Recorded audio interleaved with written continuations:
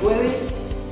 Y antes que nada te quiero compartir, antes de que pase Edgardo a poder hablar sobre Primera Pedro, te quiero compartir de que en la semana estamos viviendo lo que son los encuentros, los grupos pequeños de influencia. Son muy buenos y realmente estamos siendo bendecidos con cada uno de los encuentros. Mirá, si todavía no sabes o si todavía no te informaron, mandá un mensaje a este número que te va a aparecer por WhatsApp y realmente te van a estar ubicando, te van a estar diciendo los días, cuándo se juntan y dónde se juntan, para que puedas realmente formar parte de esta gran comunidad que es Puertas Abiertas. También te quiero decir de que después de la reunión no te vayas, porque vamos a estar teniendo un momento de oración y qué bueno es que podamos unirnos a un clamor y a poder buscar a Dios. La palabra de Dios dice en Jeremías que vamos a buscarlo a Dios y lo vamos a encontrar si lo buscamos de todo corazón. Y que eso sea tu pensamiento y que eso sea la necesidad de tu corazón. Buscarlo con todo, al único Dios que te puede responder. Muy buenas tardes, hermanos. Estamos otra vez para estudiar la primera carta de Pedro, este espacio que hemos titulado Las estrellas que mira el cielo. Esta es la segunda parte de este estudio, el que vamos a ver hoy. Y lo hemos titulado así porque hemos usado las constelaciones, las estrellas, como una figura, como una referencia, nada más como una ilustración, para poder memorizar algunas cosas que ocurren en la Biblia. No para decir que eso es lo que está pasando, no que la Biblia hable de estas constelaciones, ni estas constelaciones de estas verdades, sino que es solamente una ilustración. Así que si usted entendió esto, señálemelo moviendo la cabeza así, ahí veo que alguien lo hizo, muy bien, y entonces vamos a continuar con este estudio. Y para eso les invito a que miremos un pasaje que está en Job, capítulo 9, versículo 9 también. Pero antes, en el versículo 8, ya está hablando él acerca de Dios y de todo lo que el Señor está haciendo.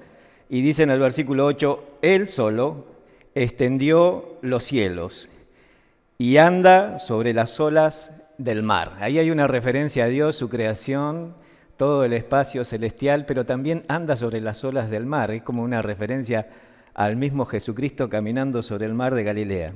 Y el versículo 9 empieza a hablar de las constelaciones, que son estas figuras que se forman en el cielo. Él dice, hizo la Osa, es la Osa Mayor, el Orión y las Pléyades. Y después, en el segundo párrafo dice, y los lugares secretos del sur. ¿No?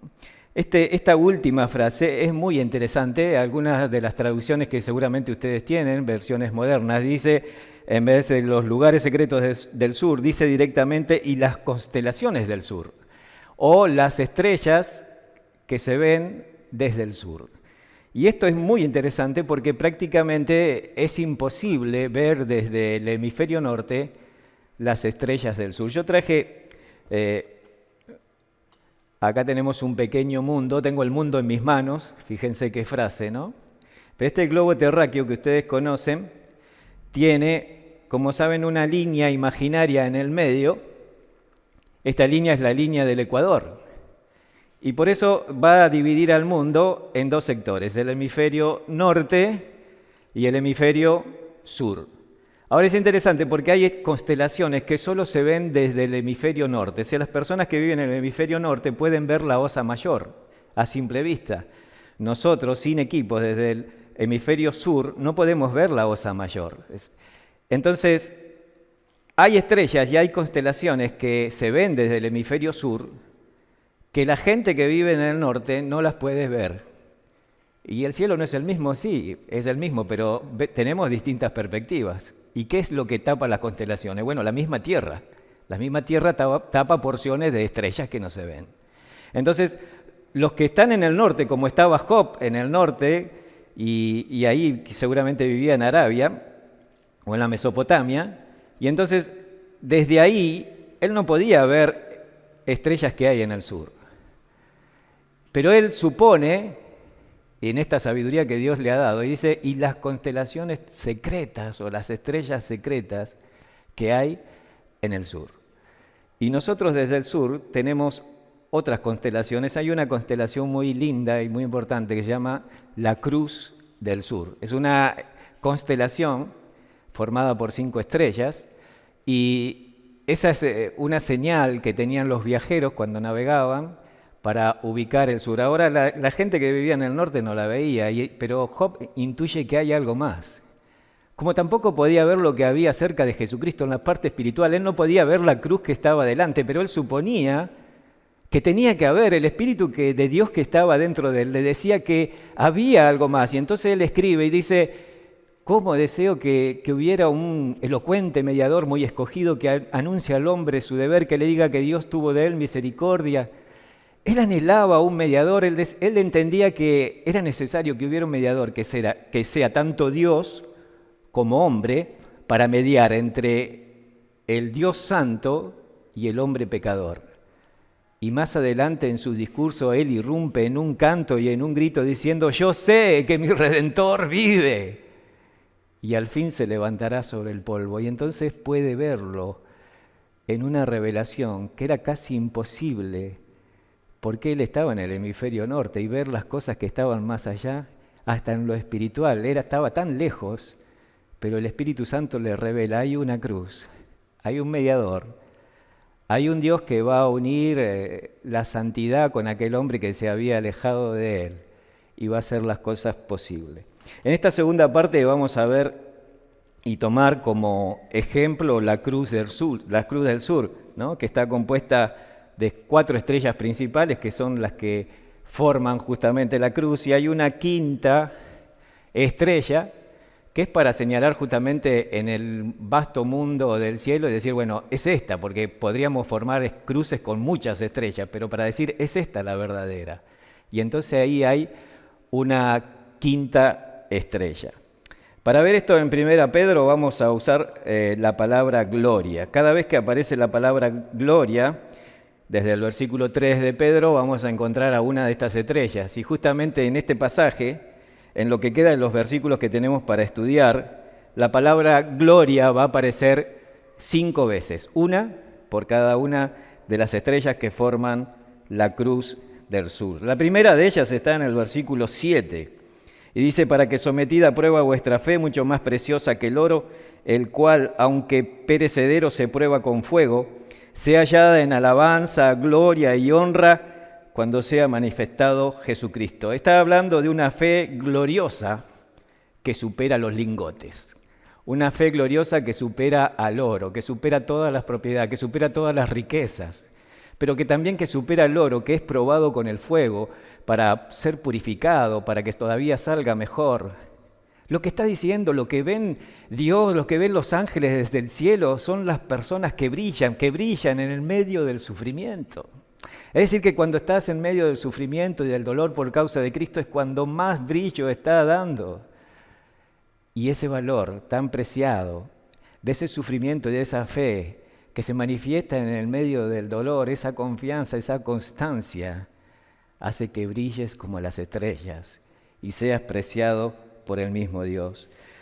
Pedro podría recordar al primer mártir de la fe. Esteban fue uno de los que anunció el Evangelio, un hombre lleno de fe, dice la Biblia. Y él empezó a predicar y las personas que estaban siendo lastimadas por su mensaje porque sentían que, claro, él estaba hablando de la culpa, del pecado, empezaron a arrojarles piedras a él. Y es interesante porque en Hechos capítulo 6, versículo 15, dice que aquellos que lo apedreaban, cuando miraron su rostro, vieron el rostro como de un ángel. Vieron su rostro que estaba brillando.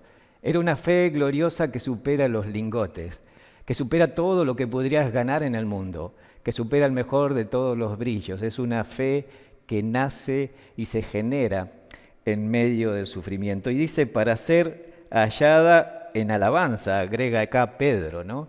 Y es interesante esta palabra alabanza, porque claro, cuando hablamos de alabanza pensamos en que nosotros le cantamos a Dios, porque estamos felices, porque recibimos alguna bendición, pero esta alabanza es al revés, es una alabanza que viene del cielo para la tierra, es la alabanza de Dios para tu propia vida, es la alabanza de aquel mismo Jesucristo que se pone de pie, dice la Biblia, para recibir al mismo Esteban que estaba entregando su vida por él. Es Dios alabando la fe de uno. ¿Te acordás que aquel centurión se acerca a Jesús y le dice, en realidad no va a él y manda a unos amigos para decirle, mira, decí la palabra. No me siento digno de que vengas a mi casa, tampoco me sentí digno de venir a ti, pero di la palabra y mi siervo sanará. Y entonces Jesucristo irrumpe en una alabanza y dice, ni siquiera en Israel he hallado tanta fe, y alaba una fe que brilla. O aquella mujer que rogaba al Señor, Señor, vení saná a mi hija que está endemoniada, por favor, y el Señor le responde como en una prueba, ¿no? ¿No está bien dar el pan de los hijos y tirarlo a los perritos?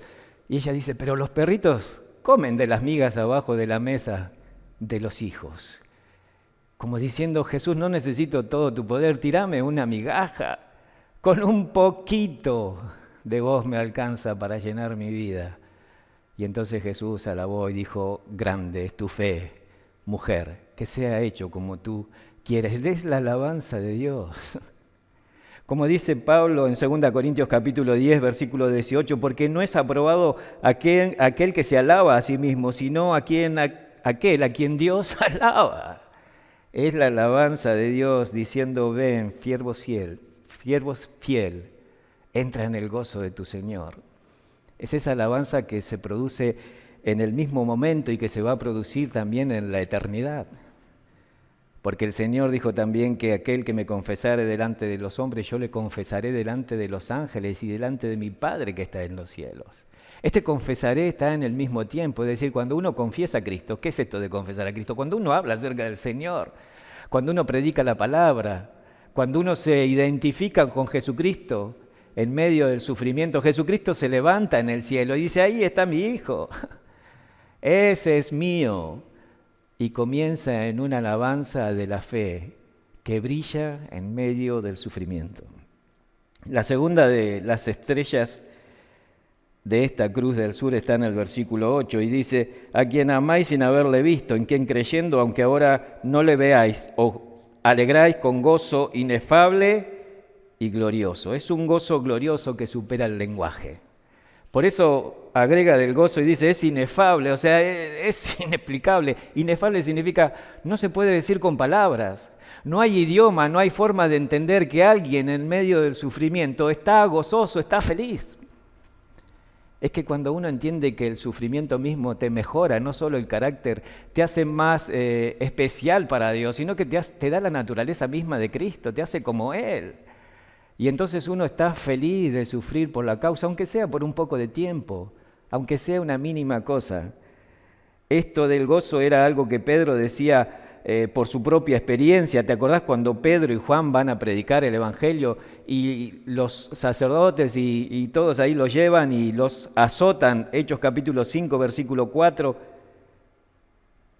va diciendo que y ellos salieron con gozo de haber sido tenidos por dignos de sufrir por causa del nombre. Salieron con gozo, porque se pudieron identificar con el mismo Cristo que había sufrido por ellos. Esta es la estrella de un gozo glorioso que supera el lenguaje. Es glorioso porque, dice Pedro, a quien amáis sin haberle visto. Y creo que en su propia mente él podía recordar cuando Tomás tuvo que verlo para gozarse. Pero Pedro también podía decir, yo lo vi y yo me gocé de verlo, pero el gozo que ustedes tienen, el gozo que ustedes experimentan de disfrutar del Señor sin haberlo visto, es inefable. El mismo Pedro se queda sin palabras y dice, no puedo explicar lo que ustedes sienten porque yo sí lo vi. Yo sí lo vi, pero ustedes no le vieron ni se pueden gozar con Él. Bienaventurados los que no vieron y creyeron. La tercera de las estrellas aparece en el versículo 21. Y es cuando dice, y mediante el cual creéis, en el versículo 11 aparece otra vez la palabra gloria, y dice, escudriñando qué persona y qué tiempo indicaba el Espíritu de Cristo que estaba en ellos, el cual anunciaba de antemano los sufrimientos de Cristo y las glorias, y a estas glorias, que vendrían tras ellos. Esta estrella es un anuncio glorioso que supera la lógica. Es el anuncio de la vida de Cristo y los sufrimientos de Él y las glorias que vendrían tras ellos.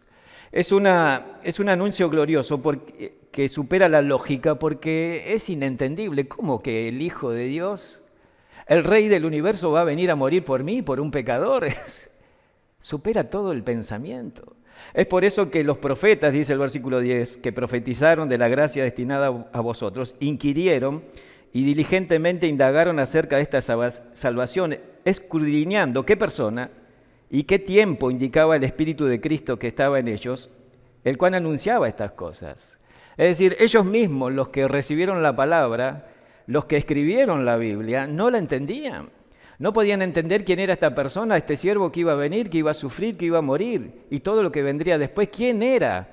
Y entonces usa las palabras más profundas para hablar de investigación, de estudio, de diligencia.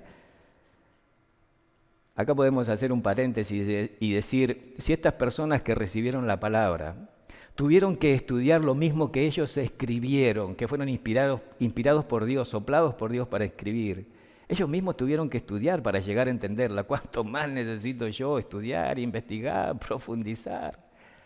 Ahora es interesante porque fue una revelación. Y entonces ellos, dice el versículo 12, a esto se les reveló que no para sí mismos, sino para nosotros. Si después de estudiar tanto, Dios tuvo que revelarles la verdad.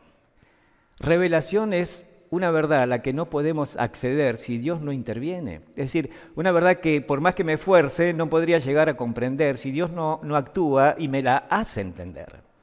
Entonces alguno podría decir, bueno, ¿para qué voy a estudiar?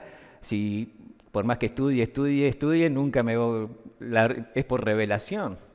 Claro, pero Dios les reveló porque ellos estudiaron. Él vio el entusiasmo de ellos en estudiar, en investigar, y entonces les reveló esta verdad. Y por cierto que ninguno puede llegar a esta verdad, de que el mismo Cristo es el Hijo de Dios, que es Dios mismo muriendo por nosotros, si Dios no te lo revela. Un día Jesús le dijo a los muchachos que eran sus discípulos, vayan y hagan una encuesta y digan, pregunten quién soy yo. Entonces volvieron los discípulos y dijeron, bueno, algunos dicen que sos Juan el Bautista, un profeta que resucitó. ¿Algún otro?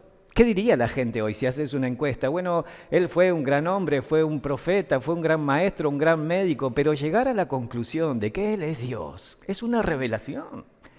Así que si podés entender que Jesucristo es Dios, que vino, que se entregó, que murió por tus pecados, es una revelación, Dios te lo ha revelado.